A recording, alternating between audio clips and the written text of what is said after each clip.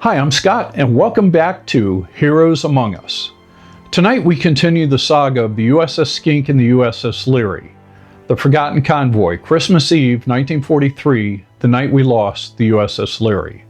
Tonight's episode is titled The Wolves Strike.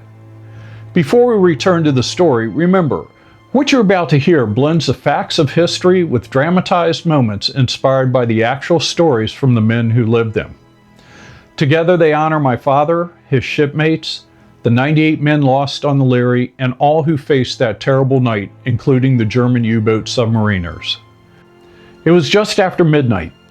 It was Christmas Eve 1943, but the war didn't stop. Schenck and Leary were engaged in a desperate battle with the two U-boats from Borkum, while more U-boats swarmed to the area.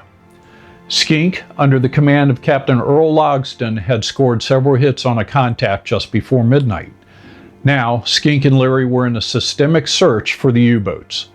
More and more U-boats appeared on the radar screens, too many to count. At about 0130, they made 3 radar contacts together about 7 miles north. Leary sped to engage the more distant contact. Schenck detected and engaged a contact at 2,500 yards using Huff Duff. She sighted the U-boat on the surface, then it dove. Then after a few minutes, the dreaded words, "Torpedo to port!" Schenck took evasive action, her motors turning so fast every inch of the ship vibrated. She heeled hard to starboard, men held on. In the radio room, Robbie's coffee mug smashed on the deck. They knew Schenck was in trouble. As they watched the telltale trail of bubbles from the torpedo, the bridge lookouts clutched the rails and bent their knees to absorb the impact and explosion. It was headed straight for her bow, and she couldn't avoid the hit. The bridge crew held their breath. This was it. Then, by the grace of God, a wave lifted her bow, and the torpedo passed harmlessly underneath. The young note-taker on the bridge passed out. It seemed the whole ship exhaled at once. Now Schenck turned the tables. A 9-charge pattern of depth charges was dropped. Moments later, at 0145 hours, a dark silhouette broke the horizon. A German U-boat. It had abruptly surfaced. Obviously, it was damaged. The order was given, ram. Schenck's engines roared, the deck shuddered as her bow cut toward the target. Men on 20mm guns opened fire on the U-boat, but the submarine slipped beneath the waves before impact. The fight was on. More depth charges rolled into the sea. Thunder exploded underwater, and then, the signs every sailor knew, a muffled secondary blast. A faint cry over the radio in German, a plea to God. Robbie heard it. Then a slick of fuel oil rising to the surface. The Schenck had a kill. German records would later confirm that U-645 would hunt no more. But the victory was short-lived. My father Robbie, wearing his headset, caught another desperate signal, this time in a voice he knew, one he had just shared a beer with several nights before. It was the Leary's radio man.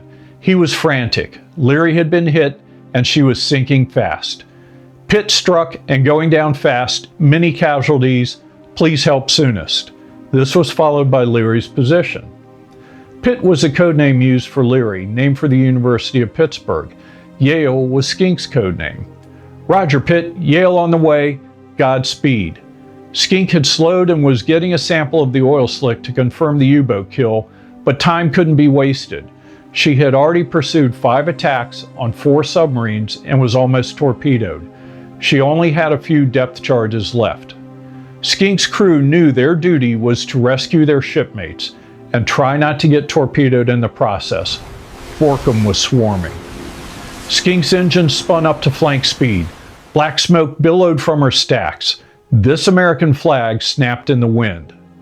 By the time Schenck turned towards Leary's location, she was already in her death struggle. After leaving Schenck to chase down a distant target, Leary suffered several minor mishaps which snowballed. At 0158 hours, Leary spotted a target on the surface at 6,500 yards, U-275, and tried to illuminate it by firing a series of star shells. However, she only illuminated herself. U-275 submerged to periscope depth and now had a clear target of Leary. A breakdown in communications on Leary resulted in more star shells being fired. Now, 3 U-boats had a clear firing solution for her. The noise created by gunfire and by the Foxer gear and anti-torpedo device prevented any sound contacts of the submarines. At 02:08 hours, when sound contact was finally made on a target 750 yards, the squawk box between the sound room and the bridge failed. Almost 2 minutes lapsed before Leary's skipper, Commander James Keyes, got the message and ordered hard right rudder, but it was too late. U-275, under the command of Oberleutnant Bork, had been watching Leary through his periscope for almost 10 minutes. He had a solid targeting solution. The firing key was pressed, and 2 torpedoes were in the water. Leary was unsuspecting. At 2:10, just as the last star shell was fading and Leary had commenced her turn, both fish hit their mark in rapid succession. The first hit the after engine room, the second hit in the after hold. All power was lost instantly. She listed 25 degrees to starboard. This was not survivable. Leary was going down fast. The U-boats swarmed for the final coup de grace. The stern of the ship was a tangled mess of metal, debris, and bodies. A sailor tried desperately to safe the depth charges before her stern went under. He would lose his life, but save countless others. Men began jumping into the freezing Atlantic.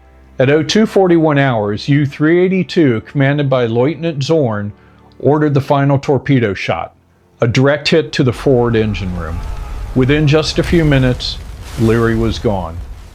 98 men would lose their lives, some instantly, some while fighting to survive the frigid water. The survivors were left clinging to wreckage and rafts scattered across a burning sea. This is their story of courage and desperation in the teeth of the Wolfpack. In the next episode, we'll follow the fate of U-645, sunk by the Schenck just before Leary was hit. Tell me in the comments below how you would have felt that night. If you want more stories like this, smash the subscribe button and don't miss an episode. Until then, never forget the heroes among us. God bless. Stay safe. Out.